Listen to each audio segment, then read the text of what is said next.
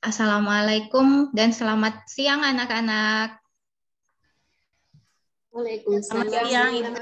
Bagaimana kabar? Waalaikumsalam warahmatullahi wabarakatuh. Bagaimana kabar kalian hari ini? Alhamdulillah sehat luar biasa. Baik, baik. Berarti kalau sudah dalam keadaan baik, berarti kita dapat memulai pelajaran kali ini ya. Baik. Kalian sudah pernah mendengar tentang termokimia? Belum, Ibu. Belum, Bu. Baiklah, hari ini kita akan mempelajari tentang termokimia. Ya. Adapun tujuan pembelajaran tujuan pembelajaran yang akan kita dalam kegiatan kali ini adalah melalui model pembelajaran problem-based learning, diharapkan peserta didik dapat mendefinisikan pengertian sistem dan lingkungan dengan tepat dan membedakan jenis-jenis sistem dengan benar. Nah, sebelum kita memulai pelajaran, Ibu absen dulu ya. Baik, Yeni hadir? Hadir. Nursia? Hadir, Bu. Ana? Hadir, Ibu. Koni? Hadir, Ibu. Yusi? Hadir, Bu. Hadir. David? Hadir, Ibu. Marta? Hadir, Bu. Elvi? Hadir, Bu. Dia? Hadir, Bu. Wahyu? Hadir, Bu. Baik,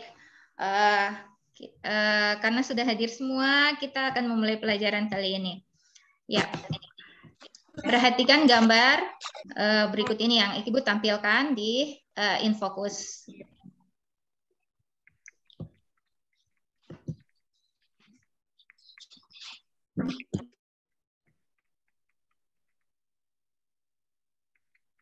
Ya, jadi ini adalah pembakaran kayu. Kemudian pembakaran kayu itu berhubungan erat dengan termokimia. Nah, apakah termokimia itu? Kalau dilihat ini adalah pembakaran kayu ini adalah reaksi dari termokimia. Salah satu peristiwa termokimia. Nah, siapa yang bisa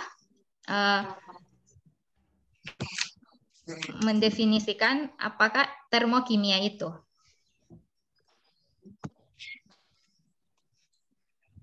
Termo, Ibu, panas. Ya. Reaksi yang menyebabkan panas. Oke. Baik sekali. Ada lagi? Koni barangkali? Kalau termo, Ibu, menurut saya kalau termo berarti berhubungan dengan suhu, Ibu. Dengan suhu, ya. Oke, baik. Jadi benar ya, berhubungan dengan suhu, kemudian yang disampaikan oleh Yeni tadi berhubungan dengan panas. Jadi termokimia, kimia, yang kalian pikirkan kalau kimia berarti berhubungan dengan reaksi kan? Iya enggak? Berhubungan dengan reaksi enggak? Iya, Bu. Kalau kimia. Iya. Nah, berarti termokimia itu adalah ilmu yang mempelajari tentang banyaknya kalor yang dilepas atau diserap dalam suatu reaksi kimia. Nah, untuk kali ini kita akan mempelajari dalam termokimia itu ada dipelajari tentang entalpi dan perubahan entalpi, kemudian sistem dan lingkungan, kemudian reaksi eksoterm dan endoterm. Nah, untuk kali ini kita akan belajar tentang sistem dan lingkungan. Silahkan kalian amati gambar. Sebelumnya, silahkan duduk berkelompok yang sudah Ibu bagi. Dan kemudian amati di LKPD kalian. Nah ini, sudah duduk berkelompokkah? Sudah, Ibu. Sudah, Bu. Oke. Ini ada di LKPD kalian, ada gambar seperti ini. Ada gambar tentang orang yang duduk di api unggun. Nah, apa yang dapat kalian amati dari gambar ini?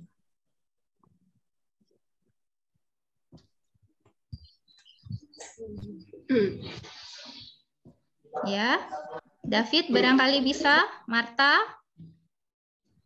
Ada Orang berkemah, Bu. orang Ya, orang berkemah berkemah. kemudian Ya, duduk di orang samping api ini. Ya. Kayaknya tidak. Menghangatkan diri, Bu. Menghangatkan, Oke, ya. menghangatkan diri.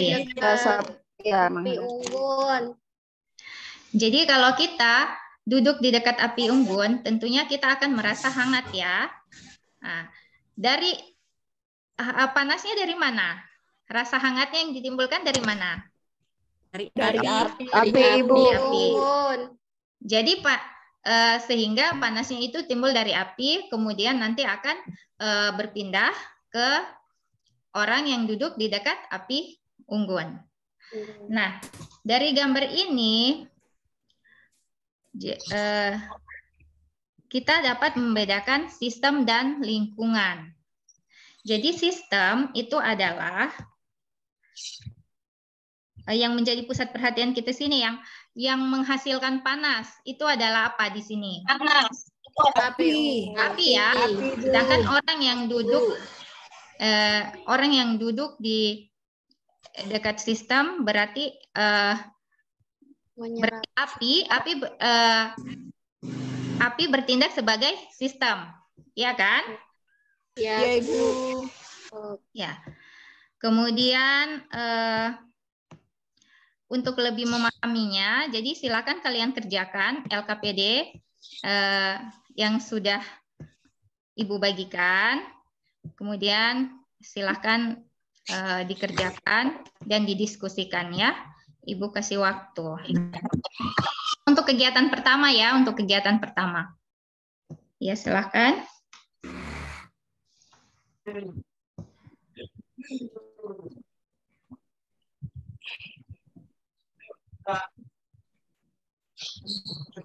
Jadi dari gambar itu apa yang bertindak sebagai sistem, kemudian apa yang bertindak sebagai lingkungan. Ada kemudian gambar kedua, ini ada orang duduk di bawah pohon. Ini kalian lihat kan ada sepertinya pada siang hari ya, pada siang hari. Nah, mengapa udara pada siang hari di dekat pohon ini terasa sejuk, padahal matahari sedang bersinar? Mohon didiskusikan dan kemudian apa yang bertindak sebagai sistem di sini dan apa yang bertindak sebagai lingkungan.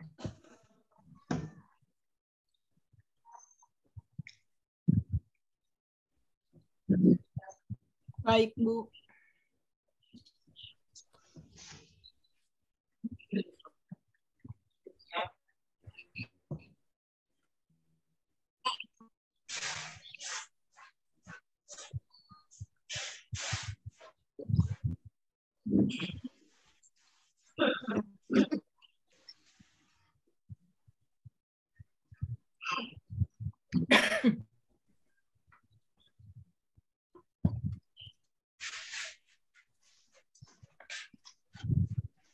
Oke, sudah? Sudah, Bu. Sudah, Ibu. Baik, pada gambar pertama, apakah yang bertindak sebagai sistem? Api. Siapa yang bisa? Sepertinya api unggun, Bu. Api, Ya, Bu, yang unggun. menjadi sistem. Kemudian yang bertindak sebagai lingkungan?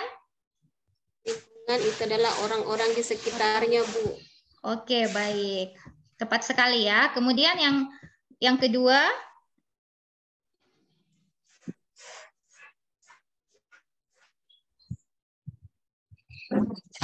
Yang kedua, orang-orangnya, Bu. Ya, yang bertindak sebagai sistem itu adalah apa? Orang yang duduk di bawah pohon itu, Bu. Kemudian yang bertindak sebagai lingkungan? Pepohonan dan Lingkungan udara yang di sekitarnya. sekitarnya, ya. Pohon, udara sekitarnya.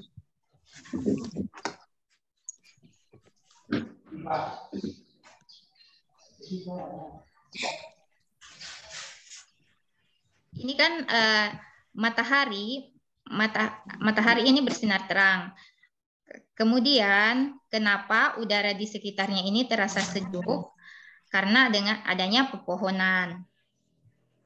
Jadi yang bertindak sebagai sistem di sini adalah apa? Kenapa udara di sekitar pada siang hari ini udara terasa sejuk walaupun keadaannya matahari itu bersinar terik? Karena pepohonan mengeluarkan karbon dioksida.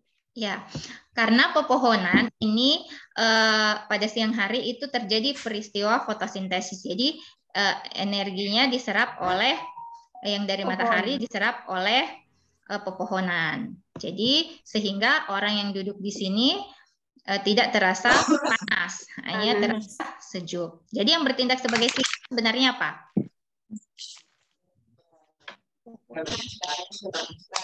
Jadi sistem. Pepohonan. Ya, pepohonan. Kemudian orang-orang yang di sekitarnya bertindak sebagai Lingkungan. ya. Oke.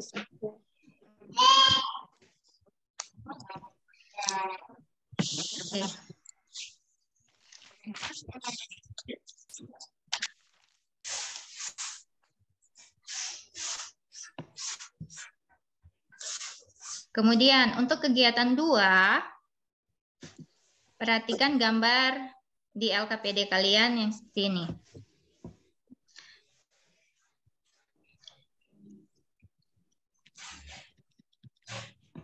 Jadi sistem itu dapat dibedakan menjadi 3, yaitu sistem terbuka, tertutup, dan terisolasi. Dari gambar ini,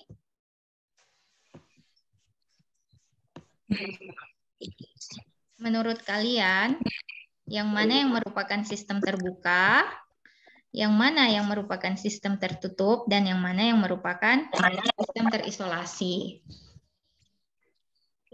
Gelas yang tidak ditutup itu sistem terbuka, Bu. Iya, terus benar ya? Gelas yang ditutup itu sistem tertutup. Kemudian yang di dalam termos itu terisolasi, Bu. Iya, oke.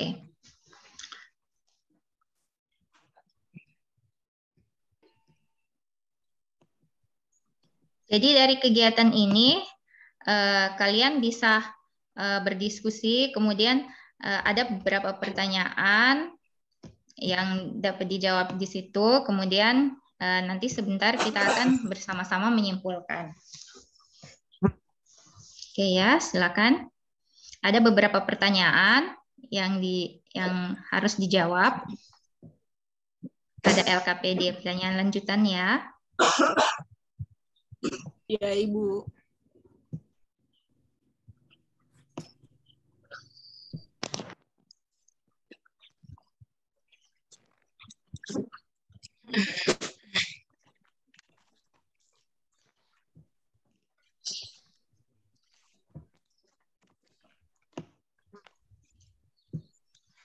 Baik, dari kegiatan kita tadi, baiklah kita akan sama-sama menyimpulkan apa yang dimaksud dengan sistem dan lingkungan, kemudian apa yang dimaksud dengan sistem terbuka, tertutup, dan terisolasi. Oke, siapa yang bisa menyimpulkan tentang pengertian sistem dan lingkungan? Dari kelompok mana?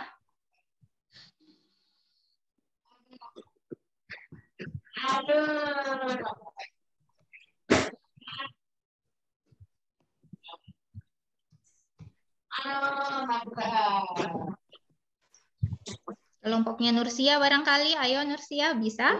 Iya, Bu. Dari kelompok kami kesimpulannya sistem itu adalah segala sesuatu yang menjadi pusat perhatian kita, sementara lingkungan itu adalah segala sesuatu yang berada di luar sistem. Nah, begitu mungkin kesimpulan dari kelompok kami, Bu. Oke, baik. Kemudian untuk pengertian sistem terbuka, tertutup, dan terisolasi. Ada kelompok yang bisa menyimpulkan?